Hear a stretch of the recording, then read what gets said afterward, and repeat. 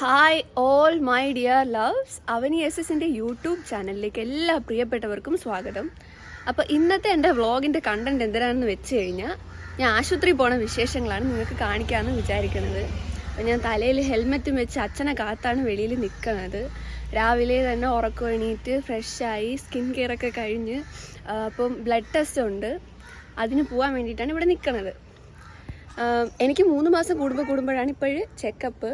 ഞാനിപ്പോൾ കാണിക്കുന്നത് SP മെഡിഫോർട്ടിലാണ് ഇപ്പോഴും കാണിക്കുന്നത്. ഫസ്റ്റ് പോകാൻ പോണതേ ഉള്ളൂ. അപ്പം ആ എല്ലാം കൂടെ കൂട്ടി കലർത്തിക്കൊണ്ട് ഒരു കൊച്ചു വ്ളോഗ്. കൊച്ചാണോ വലുതാണോ എന്തോ ഇനി മൊത്തം ചെയ്ത് വരുമ്പോഴത്തേക്കേ അറിയാൻ പറ്റത്തുള്ളൂ. പിന്നെ ഇതിൻ്റെ ഇടയിൽ അടുത്ത വിശേഷം നടക്കുന്നത്, ഇന്നലെ എനിക്ക് എക്സാം ഉണ്ടായിരുന്നു. ഇന്നലത്തെ എക്സാം എനിക്ക് ഭയങ്കര പാടായിരുന്നു. ഇനി അടുത്ത എക്സാം തിങ്കളാഴ്ച. അപ്പോൾ അതിന് ഞാൻ ഒന്നും പഠിച്ചിട്ടില്ല, അതിനി പഠിക്കണം. അപ്പം വ്ളോഗും പഠിത്തവും കൂടെ നടക്കുമോ ഇല്ലയെന്ന് എനിക്ക് അറിഞ്ഞുകൂടാ. അങ്ങനെ ഇരിക്കണം.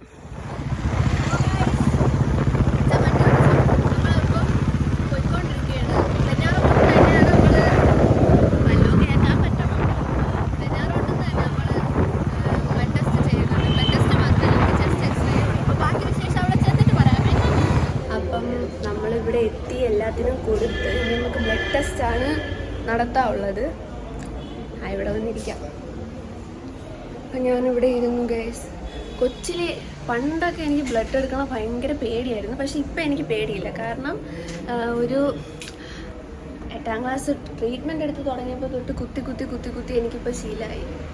അപ്പം ബ്ലഡ് എടുക്കാം. ഇതാണ് നമ്മൾ ബ്ലഡ് ടെസ്റ്റ് എടുക്കാൻ പോകുന്നത്. ഞരമ്പ് കിട്ടണ ഇച്ചിരി പാടാണ്. എനിക്ക് തോന്നുന്നു അത് ഞരമ്പായിരിക്കൂല കേട്ടാ. ഇപ്പഴത്തെ കേട്ടാ,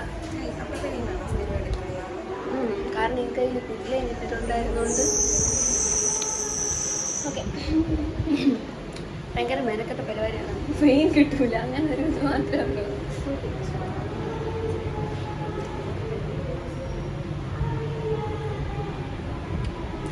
സ്ഥിരം ഇവിടെ നിന്ന് തന്നെയാണ് ബ്ലഡ് ടെസ്റ്റ് എടുക്കുന്നത്. ഇവിടെ നിന്ന് ചെയ്ത് റിസൾട്ട് വരെ എനിക്ക് ഫോണിൽ അയച്ചു തരാം. ആ സമയത്തിന് ഞാൻ ഹോസ്പിറ്റലിൽ എത്തും. പക്ഷേ ഇന്ന് 11:30-12 മണിയാകുമ്പോൾ ഡോക്ടറുകളെ കണ്ടാൽ മതി എന്ന് പറഞ്ഞു. അതുകൊണ്ട് നേരത്തെ വന്ന് റിസൾട്ട് എടുത്തിട്ട് വീട്ടിൽ പോയിരുന്ന് പഠിക്കാം എന്ന് വിചാരിക്കുകയാണ്. പഠിത്തമൊക്കെ നടക്കുമെന്ന് സത്യം പറഞ്ഞാൽ നമുക്ക്.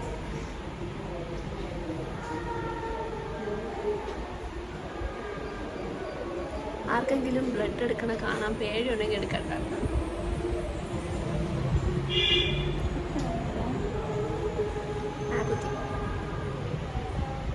ഓക്കെ ഗൈസ്, അപ്പോൾ ആ ടാസ്ക് കഴിഞ്ഞ് ഇനി നമുക്ക് എക്സ്റേയും കൂടെ എടുക്കാറുണ്ട്.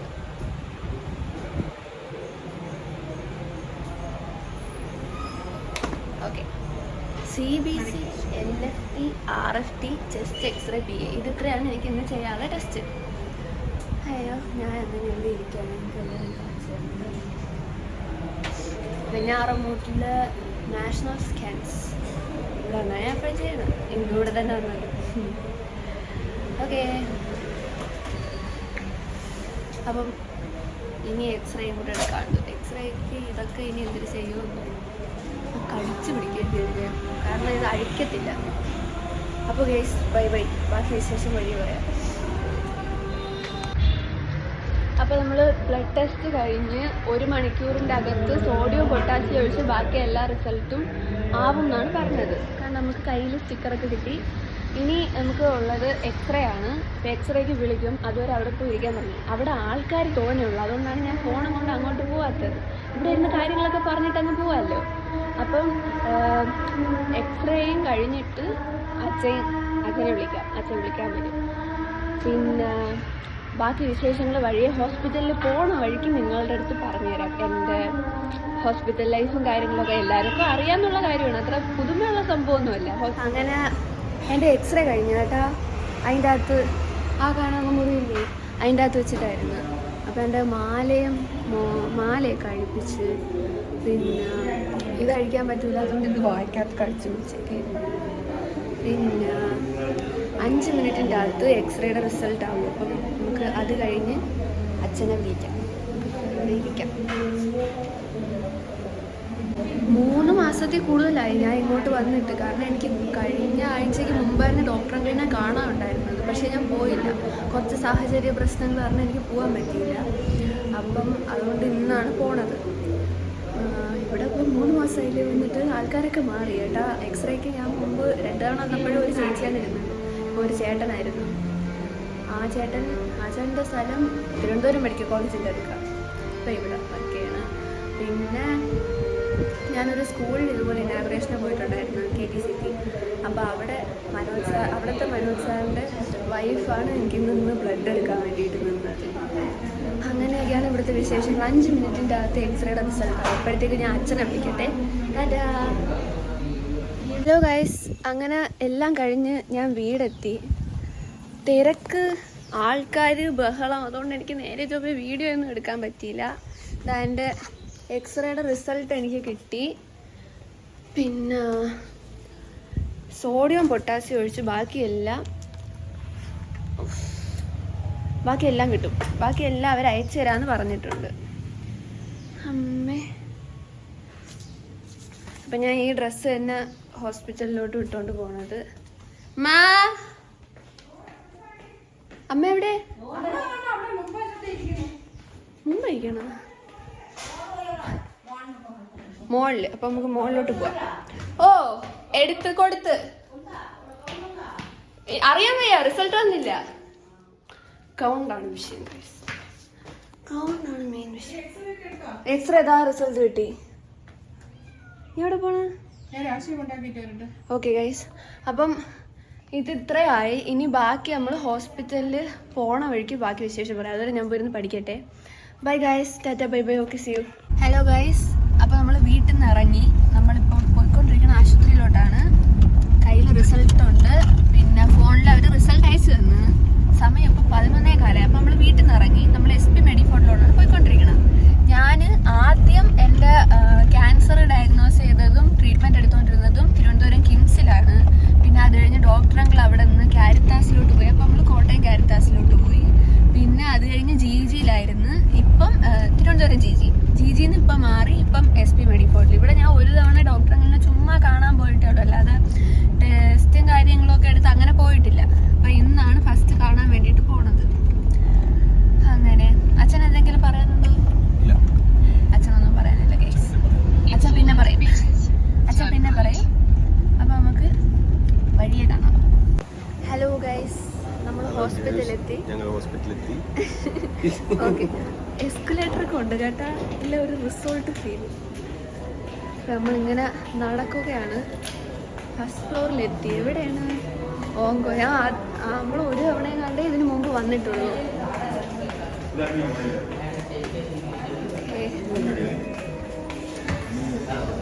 ഇതാണ് നമ്മളെ ഹോസ്പിറ്റൽ. നിങ്ങൾക്കൊരു പ്രധാനപ്പെട്ട വ്യക്തിയെ കാണിച്ചു തരാം ഗൈസ്.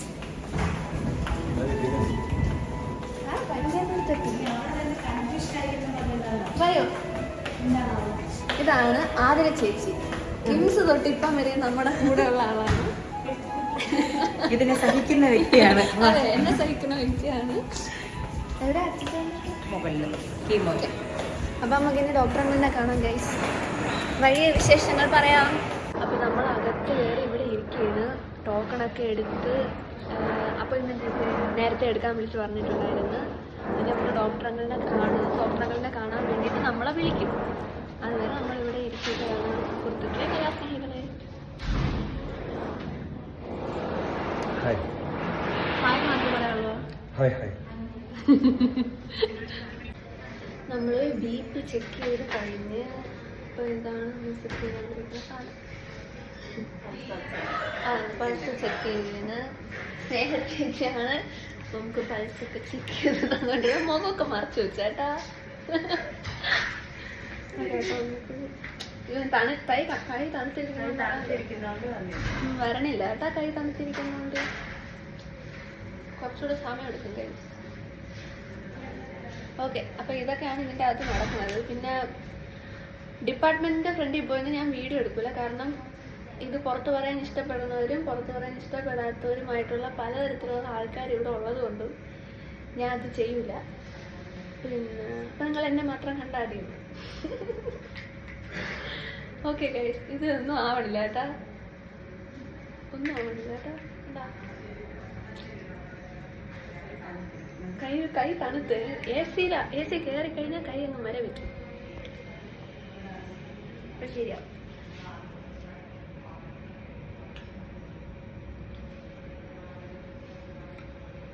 ഇങ്ങനെയൊക്കെ വേണം നമ്മള് ആശുപത്രിയിൽ കയറി.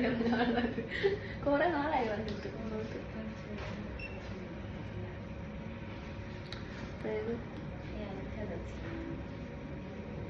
കൈയാണ് കഥ.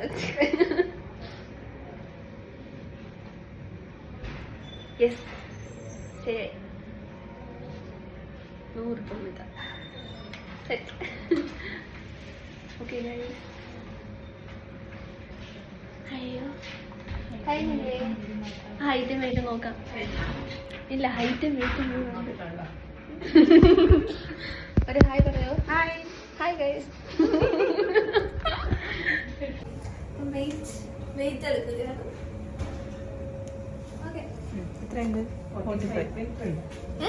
ഓ 1 കിലോ കൂടി ഗൈസ്, ഞാൻ 1 കിലോ കൂടി. അപ്പോ നമുക്ക് ഡോക്ടർ അങ്കിളിനെ കാണാം. അപ്പൊ നമ്മള് ഡോക്ടർ അങ്കിളിനെ കണ്ട് കാര്യങ്ങളൊക്കെ സംസാരിച്ച്. ഇതാണ് എന്റെ ഡോക്ടർ അങ്കിള്. ഡോക്ടർ അങ്കിളിന് എന്തിനാണ് പറയാനോ? ഞാനെന്ത് പറയാനാ, അവളെ പറ്റി ഏറ്റവും നല്ല കാര്യങ്ങളല്ലേ ഉള്ളൂ. വളരെ പോസിറ്റീവായിട്ട് എല്ലാ കാര്യങ്ങളെയും കാണുകയും ആ രീതിയിലെല്ലാം അപ്രോച്ച് ചെയ്യുന്ന വളരെ വളരെ അപൂർവമായിട്ടുള്ളൊരു സ്പെസിമെൻ. ഞാൻ ഉപയോഗിക്കുന്ന വാക്ക് അത് തന്നെയാണ്, സ്പെസിമെനാണ് ഇവള്.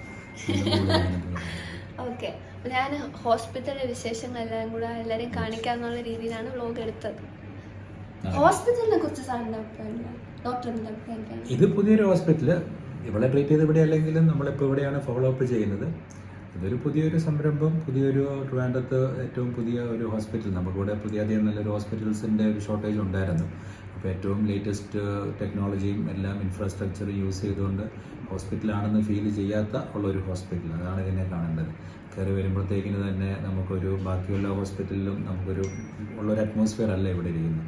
നമ്മളൊരു ഹോട്ടൽ അല്ലെങ്കിൽ ഒരു റിസോർട്ടിൽ കയറുന്ന പോലെ തോന്നും. അതായത് ഒരു പോസിറ്റീവ്നെസ് നമുക്ക് തോന്നും. നമുക്കൊരു ഹോസ്പിറ്റലിൽ ചെല്ലുമ്പോഴത്തേക്കിന് ആർക്കും താല്പര്യമില്ല ഹോസ്പിറ്റലിൽ പോകാൻ, ഡോക്ടർമാരൊഴികെ. നമുക്ക് പിന്നെ ജോലിയുടെ ഭാഗമായിട്ട് വരേണ്ടതാണ്. അല്ലാതെ ആർക്കും ഹോസ്പിറ്റലിൽ പോകാൻ താല്പര്യമില്ല. പക്ഷെ നമ്മുടെ ഇവിടെ SP മെഡിഫോർട്ടിലോട്ട് വരുമ്പോൾ ആ ഒരു ഹോസ്പിറ്റലാണെന്നുള്ളൊരു ഫീല് കിട്ടത്തില്ല. ആ ഒരു എൻവയറൺമെൻറ്റ് ആ രീതിയിലാണ് ചെയ്തിരിക്കുന്നത്. ഒരു മോഡേൺ കൺസെപ്റ്റ് അങ്ങനെയാണ്. People should not feel that okay അവർക്കൊരു സിക്കാണെന്നുള്ളതല്ല, കമ്മിങ് പാർട്ട് ഓഫ് ദർ ലൈഫിൻ്റെ ഒരു ഭാഗത്ത് കുറച്ച് സമയത്ത് നമ്മളിവിടെ വന്ന് ചെയ്യുന്നു എന്നുള്ളത് മാത്രമേ ഉള്ളൂ. അപ്പം അങ്ങനെ വെച്ച് നോക്കുമ്പോൾ നല്ലൊരു അറ്റ്മോസ്ഫിയറാണ്. പിന്നെ ആ രീതിയിലുള്ളൊരു സർവീസാണ് നമ്മളിവിടെ എല്ലാവർക്കും കൊടുക്കുകയും ചെയ്യുന്നത്. Thank you. ഞാൻ കയറി വന്നപ്പോഴേ പറഞ്ഞില്ലേ ഒരു റിസോർട്ടാണ് കാണാന്ന്. അപ്പം നിങ്ങൾ എല്ലാ അസുഖം ഉണ്ടെങ്കിൽ ഇങ്ങോട്ട് വരണം, അല്ലാതെ ഇങ്ങോട്ട് വരണ്ട. ഓക്കെ, അപ്പം ഇതൊക്കെയാണ് നമ്മളെ ഹോസ്പിറ്റലിലെ വിശേഷങ്ങൾ. ഡോക്ടർ അങ്കിളിനെ കണ്ട് ഇറങ്ങി. സത്യം സാധാരണ ഹോസ്പിറ്റലിൽ പോകുന്ന കണക്കല്ല കേട്ടാ. ഒരു ഒരു ഒരു പ്രത്യേക ഫീലുണ്ട് ഇതിൻ്റെ അകത്ത് വന്ന്. ഹോസ്പിറ്റലിലാണെന്നുള്ള ഫീലൊന്നുമില്ല. നമ്മളിങ്ങനെ നല്ല വലിയ ഇടങ്ങളിലൊക്കെ പോകുമ്പോഴത്തേക്കും വഴി മാറിയാ അങ്ങനത്തെ ഒരു നല്ല രസമുണ്ട്. എന്തായാലും ഇനി അടുത്ത 3 മാസം കഴിയുമ്പോഴത്തേക്കും എനിക്ക് വീണ്ടും വരണം. പിന്നെ എനിക്ക് കണ്ണ് ചെറിയ വിഷയമുണ്ട്, അപ്പോൾ അതിനി കാണിക്കണം. അങ്ങനെയൊക്കെ ഇരിക്കുന്നു. അപ്പോൾ ഇതൊക്കെയാണ് എൻ്റെ ഹോസ്പിറ്റൽ വിശേഷങ്ങൾ. നിങ്ങൾ എൻ്റെ ഡോക്ടറെ കൊണ്ട് കണ്ടല്ലേ. ഹോസ്പിറ്റലിൽ വരുമ്പോൾ എനിക്ക് പ്രത്യേക ഒരു എനർജി എവിടെ നിന്നെങ്കിലും ഒക്കെ കിട്ടും. അച്ഛാ, എന്തെങ്കിലും പറയാനുണ്ടോ? വഴി തെറ്റി ഗൈസ്.